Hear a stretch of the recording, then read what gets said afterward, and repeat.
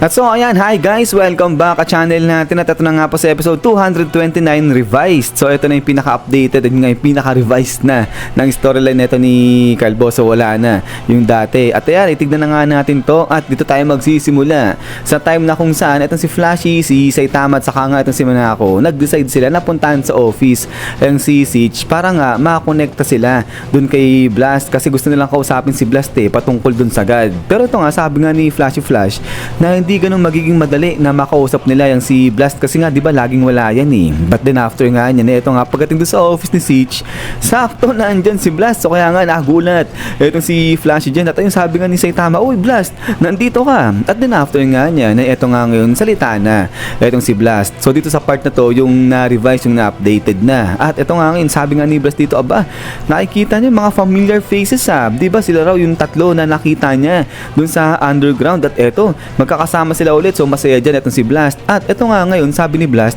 kamusta na sila? But then ito nga ngayon, nagulat nga dyan itong si Flashy, ano raw ginagawa ni Blast dito? At ito nga sabi ni Saitama, "Uy, hero ka pala," sabi niya ganyan. At then after nga niyan, boom, dito dali-dali sumugod itong si Flashy. At ito, pumunta siya kagad dyan sa may likuran nito ni Blast. At ito nga sabi ngayon ni Flashy, kamusta na raw itong si Blast? Kamusta na yung paikipaglaban niya doon sa God? But then suddenly, bam!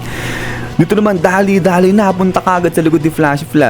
Etong si Blast, so yung ngiti-ngiti lang dito itong si Blast, pero yung talaga ng dilat dyan, nagulat Ito yung tsura ni Flashy. At ito sagot si Blast, sabi niya nga dyan, kaya siya nandiyan dyan para magbigay ng status report. At ito nga ngayon talagang pinawis rito itong si Flashy. At ayun, tinignan niya sa may likuran niya itong si Blast. But then pagkatapos nga niya, boom, grabe, dito nagpakawala muna ng konting puwersa itong dalawa, si Blast at saka nga itong si Flashy. At then ito nga ngayon talagang napawis din Itong si Siege, kala mo nang hina siya, sabi niya nga dyan, huwag daw silang mag-away dito sa office niya. Pero yung sabi nga ni Saitama, ba talaga naman hindi ka talaga natutututo Nang sabi niya dito kay Flashy, pero yun salita na itong si Flashy Flash, sabi niya nga dyan, aba mabuti naman at ayun nga magbibigay ng report itong si Blast nga dyan. At then ito nga ngayon salita na si Flashy, sabi niya nga dyan, ang mabuti nito magsalita na raw itong si Blast at sabihin kay Flashy lahat ng information, lahat ng nilalaman ni Blast patungkol dun sa God kasi nga raw useless na magtago ng kahit na ano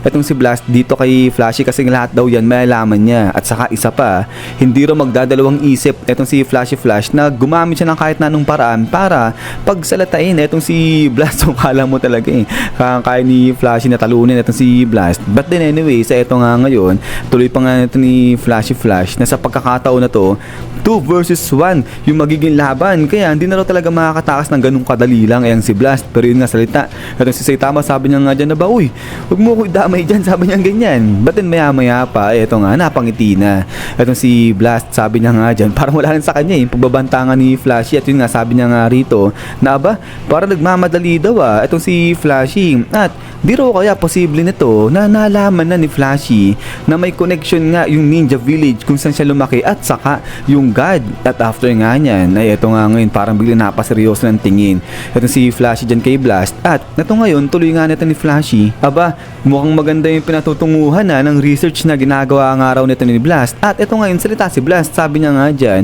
na either way o kung ano pa man yun, ay mabuti raw talaga na pumunta itong si Flashy ngayon para nga makausap itong si Blast kasi plano daw talaga ni Blast pala na warningan itong si Flashy. So yun, so sakto rin pala yung pagkikita nitong dalawa. At ito nga ngayon, salita si Blast, sabi niya nga dyan, dahil yung founder ng Ninja Village kung saan nga lumaki itong si Flashy Flash na-revive na nga raw at ngayon ay nagsisimula na siyang kumilos. So kaya naman dahil dyan, dapat mag-ingat daw itong si Flashy Flash. At then pagkatapos nga niya na ito nga, balik na rito sa may abandoned na building na to dahil nandiyan nga itong si Sonic. So pagdating dito sa part na to, ito yung hindi na binago o hindi na ni-revise ni Murata. So ibig sabihin, pasok na to dun sa ni-revise niya na storyline ni Kalbo. So siguro hindi na natin i-detail masyado to kasi alam niyo naman pasadaan na lang lang natin na isang mabilis yan. But anyways, eto nga, going back, ay eto, habang nagpapagaling ng bukol niya, etong si Sonic dyan, sabi niya nga na alam niya na meron nagtatago nga rito, kaya lumabas na sila. At eto nga, sumilip na dyan,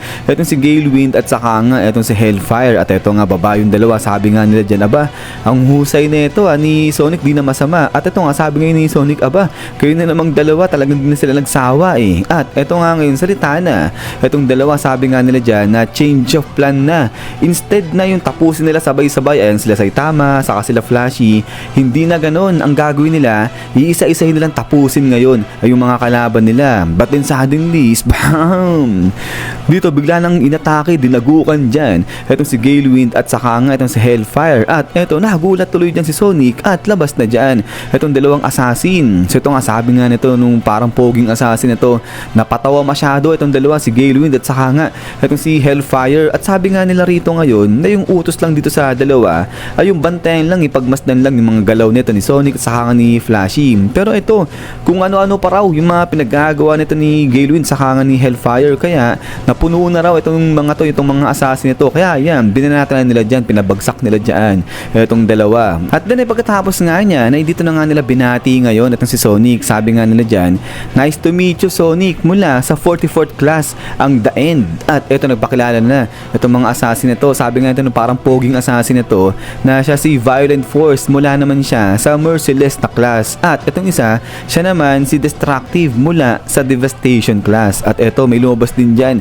sa pader, so may nagtatago pala dyan. Siya naman si Thunder Rumbling, mula naman sa Golden na class. At ito, isa-isa nagsisulputan pa yung mga assassin dyan. Pero huwag na natin isa-isain siguro yung mga pangalan yan kasi hindi ko na memorize, hindi ko alam yung mga pangalan yan. But anyways, ito nga, nagsisilabasan na yung mga assassin dito, ang dami nga nila dyan. At ito, hala, sige, sulputan pa isa-isa ito mga ninja na to. At sila lahat yan ang galing dun sa Ninja Village. Pero yun, mga different classes galing itong mga to, so hindi magka-classmate ay ang mga yan. At then ay eto nga ngayon, boom, grabe, ang dami, sulputan sila lahat yan. So parang yamot dito eh itong mukha ni Sonic. Sabi niya nga dyan sa isip-isip niya na yun nga, grabe sila, sobrang dami raw ng mga to, mas marami pa sila sa inaasahan ni Sonic. Kasi di ba alam naman daw nga ni Sonic eh na merong mga nagtatago dyan, pero di niya na-expect na eto nga, sobrang dami nilang silabasan dyan. At eto nga ngayon, nagpakilala na itong grupo na to. Ang tawag nga raw sa kanila ay The Heavenly Ninja Party,